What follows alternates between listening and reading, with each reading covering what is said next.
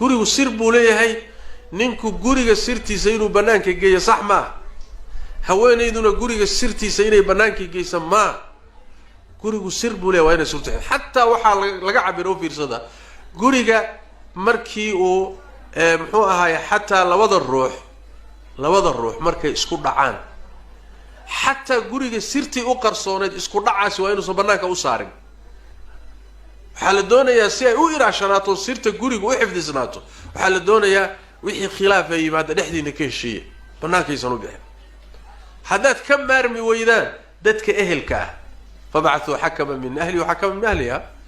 dad ehel ah oo guriga sirtiisa idin ilaalin karaya oo maslaxa ka shaqeynaya dadka raadiye banaanka u saarin markay banaanka u baxayso waa mar laga quustay oo laga samro waxba laga qaban karin markaas ay maxkamad iyo aada banaanka inta ka horeysa guriga iyo sirtiisa iyo wada jirkiisa in la ilaaliyo marka inaad xifdidaan wixii ilaahay idin amray inaad xifdidaan oo guriga iyo sirtiisa iyo masaalixdiisa iyo daniis waxa kamida guriga mas'uuliyadda aad ka hayso hadaad hooyadii tahay khiyaanada iska ilaali amaanad haysaa carruurtu waa amaano naftaadu waa amaano gogoshu waa amaano gurigu waa amaano diilku waa amaano amaanada ilaali ha ku takrifalin amaanada lagu dhiibay ha khayaamin ilaahay khiyaanada ma jecla حتى بني آدم كعادي أنا تخيام لما تشعل المرة إلهي ما أقوله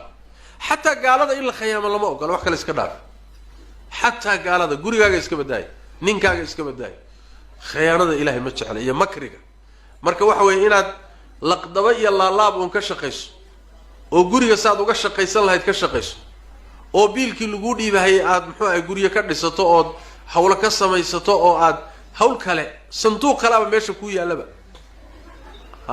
صندوق كله ماشي للربي كلسوني إيو كوريجا هلا وضع دساء هلا وضع كوريو وابلا كلا شقيسنا يابا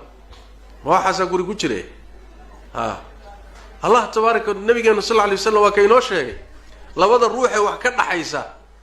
حدي أمانة إلهيان حسوا عديان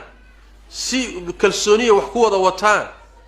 إلهي تبارك وتعالى وحكنا حي وأبركيان وحوضا والله بركيان لكن هذا بيان يسو شيغان او اسخيامان waxa ay wadaagayaan barakada laga qaadaa gurigi baraka male aruurti baraka male waa lagu kadeedan yahay adaa ka shaqeeyay saas daraadeed guriyaheenu khiyaano ma guriyaheenu meel isku khiyaamo ma ninkuna reerkiisa ma khiyaamo iyaduna ninkeeda ma khiyaanto waa dadkii isugu kalsooni badnaa waa dadkii wax walba wadaagi lahaa waxa ka dhaxaysa sir aan cid kale ka dhaxayn sir aan hooyada kala dhaxaynin oon aabaha kala dhaxaynin baa ninka kala dhaxaysa xaqiiqo waay aad sidoo kale to wuxuusan hooyadii la wadaagi karin aabihii la wadaagi karin ilmihiisa uusan la wadaagi karin buu adiga kula wadaaga waxay mudan tahay marka guriyaheenu inay kalsoonidaas deganaanshahaas xasiloonidaas inay yeeshaan waxay ku imaanaysaa xuquuqda ilaaliya waxa kamida guriga sida nabiga sallallahu alayhi wasallam xadiidkii xajjatul wadaa uu ku sheegay xuquuqda lagu leeyahay dumarka waxa kamida inaysan guriga u idmin cid ninku diidan yahay haddii uu ku yiraahdo gurigaas hebel ma soo gali karo ama hebel ma soo gali karto waa inaadan soo galin inaad challenge la samayso ninka tiraado ma way soo gali ma uu soo gali oo maarta marka ya حق وكقوله بكم التهاي إن آذن جوشي سأودجين كوريجي سنة سوق جلسين عدونا رالك هاي حقوق لقوله حقوق ذا وكقوله هاي أي كم التهاي وحاسك لقوله معي هذين نقطة إن كوريجي عدول بإسكا سوقش نكو حويلا شنا يا عرض كيسا حويلا شنا يا شرف كيسا حويلا شنا يا قبلي كيسا حويلا شنا يا جوشي حويلا شنا يا حاس كيس مسؤولية باك سارة مسؤوليتي كسر ريد بولا شري صح لا مرة بنكونوا مسيرو نقض مسيرو شكي بدن أو عذر كون نقضه مركز دمبي أو يداد الماشين يا مري وهالكن محاد عاي وماشين راد باق علي وكباب ماشين يالي وقوشوا ساكن مركز كنت يصير نمو أولين oo meesha ayaa soo galay waa cudurkaas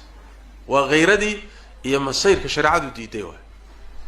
laakiin waxa la doonayaa sax inaad ninkaaga iyo yani wax way masaygaaga aad mar walba ku kaalmayso gurigani sidoo ku ilaashanaan lahaa xuquuqdiisana loo xifdin lahaa waxaa ka mid ah mas-uuliyaadka hooyadu ay leedahay wax xuquuqda lagu leeyahay caruurta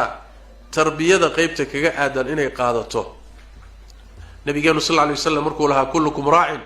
wa kullukum mas'uulun 'an ra'iyatihi wuxuu nabigu sallallahu alayhi wasallam wala mar'atu ra'iyatun fi bayti zawjiha wa mas'uulatun 'an ra'iyatiha haweenaydu ninkeeda gurigiisay mas'uul ka tahay iyada isaga loo diray ilaahay raaciyay waana la weydiin doonaa maalinta qiyaamada wa mas'uulatun 'an ra'iyatiha guriga iyo saad ula dhaqanto iyo saad u dhaqdo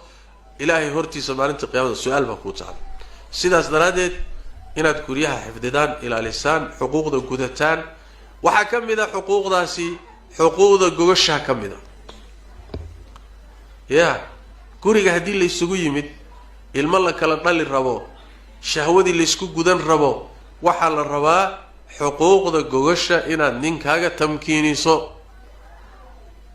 nabigeenu wuxuu yidhi sallallahu alayhi wasallam haweenaydii ninkeedu uu gogasha ugu yeedho oo diida habeenkaasi malaa'igta u cadhoota malaa'igtaa lacanadaan dhihila hadday sidaasi ku socotona ilaahay bay la kulantaa isagoo u cadhaysay marka waxa weeye gogasha khaasatan dumarka soomaalida ah meelaha aada looga calaacalay ka mid tahay raggii calaacal badan bay keeneen calaacal fara badan iyo dacwo badan baa timid oo gogasha ku saabsan